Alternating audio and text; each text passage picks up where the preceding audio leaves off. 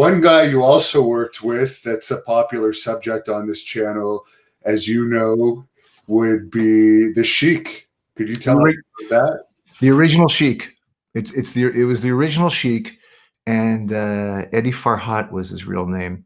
And you know, in the late 1960s and through the 1970s, you know, when I was a little kid growing up, the wildest, most dangerous, feared wrestler in Toronto by far, there was no close second, was the Sheik.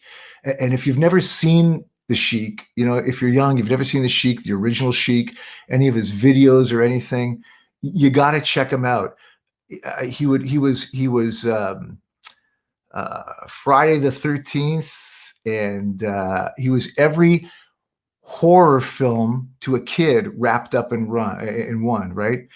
Jason Voorhees and Freddy from Friday. He was a terror as a kid. He was like a terror. He'd destroy young wrestlers and jobbers on television. He'd maul them, leave them bloody with permanent back issues from the merciless camel clutch. He'd carve their heads with pencils and pens and popsicle sticks. And his live matches at Maple Leaf Gardens were short, but they were total mayhem. And they usually resulted in an absolute community adrenaline rush. He was a bloodthirsty, violent, savage guy. And I believe he was the originator of hardcore wrestling.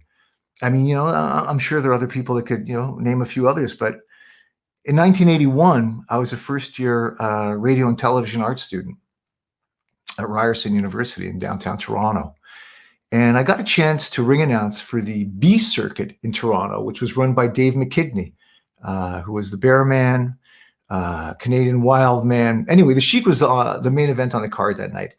And I wanted to get another wrestling show on in Toronto television on a competing station, because all we had was, you know, at the time was like, you know, it was Channel 11. It was what started out as being Lord Athol Leighton's original show with Frank Tunney. It was on Channel 11.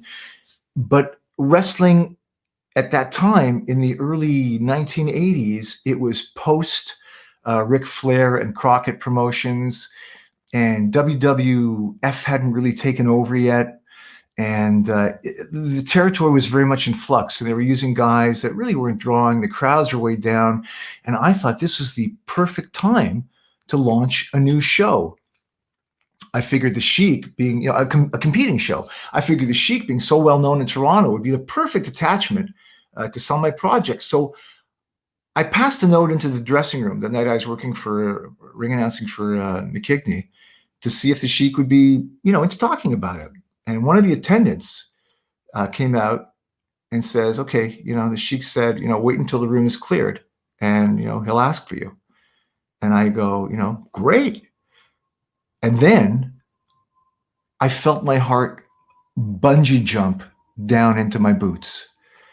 And it continued to bungee jump for like 20 minutes, just up and down, because, you know, I was about to meet my generation's Freddy Krueger, right? And I could really feel my heart beating. And then the Sheik opened the door. He was holding my note, and he goes, Robert. I go, yeah. He goes, come on in. And my first thought was, oh my God, he speaks English. He does speak English after all. He can communicate in language. Because up until then, right, all you ever heard the Sheik say was, hey, Lathu, hey, Lathu, hey, Lathu, hey, Lathu. And, you know, and he'd eat paper and stuff, right?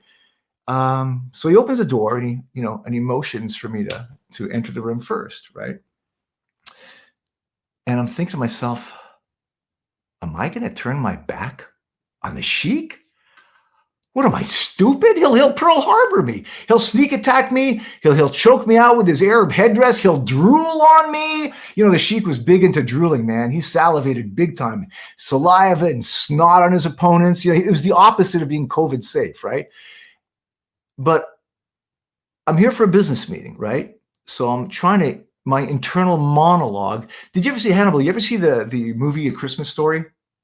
You ever see the movie? But I don't remember, but I remember the story, the narration from the kid. Right. So the narration, exactly. The narration is essentially based on the kid, Ralphie, who's a 9-year-old kid, right? And it's his experience, but he's looking back. The narrator is adult Ralphie, looking back at his experience, right? And that's essentially, you know, what I'm doing now, right? And I just remember, you know, saying to myself, you know, my inner monologue is where I'm coming from today, I guess more than anything. I remember saying to myself, am I going to walk into an empty room with the Sheik? There's no witnesses. You know, he's so crafty. You know, he'll kill me, dispose of my body. He'll never get caught, just like he never got caught using foreign objects, right? But I'm kind of sitting myself down. I'm chilling out. I'm trying to be professional. I don't want him to know I'm afraid. And I'm telling you right now, I was petrified. I'm 20 years old, and I'm sitting across from the Sheik. And I said to myself, whatever you do, don't look at his forehead. Don't look at his forehead. So I made like direct eye contact, right? And I really locked it in.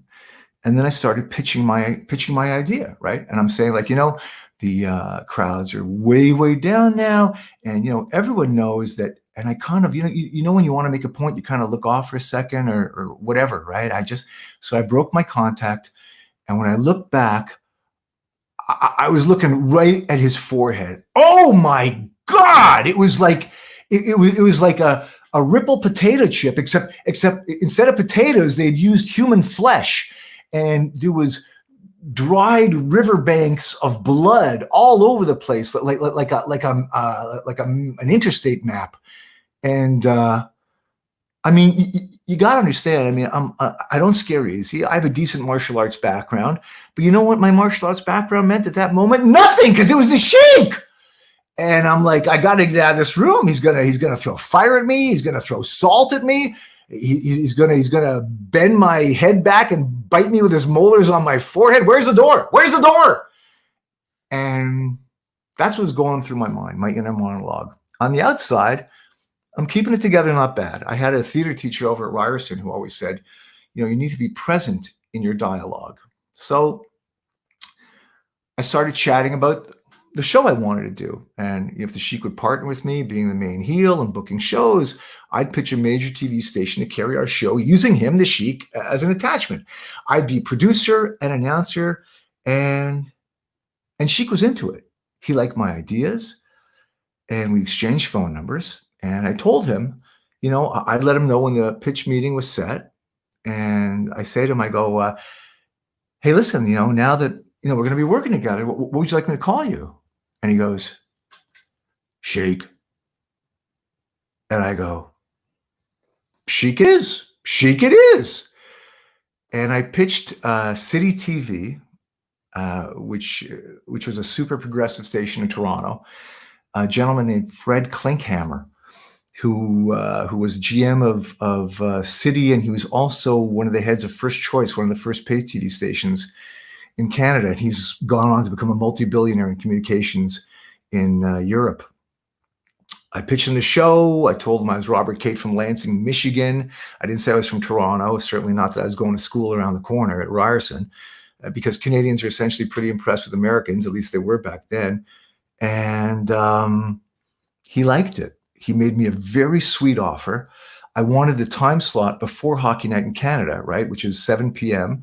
So I wanted 6 to 7, and that way people would make their whole evening, right? They'd sit down, guys come over, they'd be at home watching with the family, they'd watch wrestling from 6 to 7, and they'd watch their, you know, the Leafs if they were watching in Toronto or, you know, wherever, right?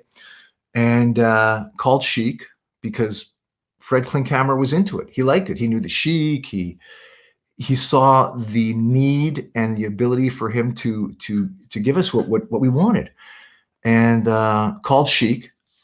Sheik was thrilled, and then we set up a meeting where Sheik was going to come in because he was going to bank it, right? He's going to do the money side of it, and Klinkhammer made me an excellent deal, you know, with promos included, even commercials included. And then a few weeks later, Sheik was wrestling in Texas. I was wrestling in Texas. He had a bad sciatica problem as he got much older, and he kind of became immobile for a while. So that kind of, you know, got in the way of us getting the show because they just filled the time slot, which was a pity. It would have been really fun. And, you know, that was the That was my story with Sheik. And which ultimately led me to Tiger, right? You got to understand. It's funny. I'm telling you this now. I was always kind of embarrassed to tell anyone how afraid I was inside, in my heart, in my inner monologue when I was talking to Sheik the first time. And I saw Al Snow, who's a professional's professional, once say that when he was working for the Sheik in the beginning of his career, that he was walking on eggshells and it was like a tinderbox and he was always super nervous. So I figure if he could admit it, I sure can. Because the Sheik would do things even as he got older. And I heard this from a super reliable source. What the Sheik would do when he got older and he became infinitely less mobile, but he was still the Sheik and he was a legend. When he was over in Japan, for example, when he was in the dressing room with the kids, with the young guys, and the young guys were young, strong athletes who, if it came time for shoot, I'm sure could take care of the Sheik in his later years. So what the Sheik would do, and this is unbelievable. I mean, this is so crazy but I heard it from a super reliable source, so I do believe it.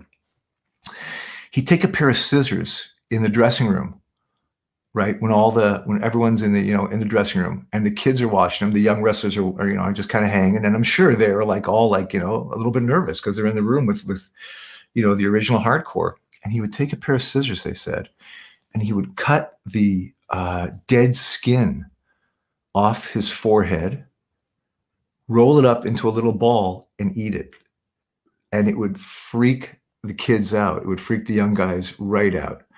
And anyway, so that was my dealings with Sheik. I wish it would have worked out on the one hand, because I think we would have been super successful. Thank you for watching the Hannibal TV. Please like this video if you enjoyed it, and click the subscribe button to not miss any of our latest shoot interviews, match videos, or news updates. Support us on patreon.com for $1.99 a month to watch our full shoot interviews ad-free and help our channel grow. Follow us on Twitter at the Hannibal TV for instant updates.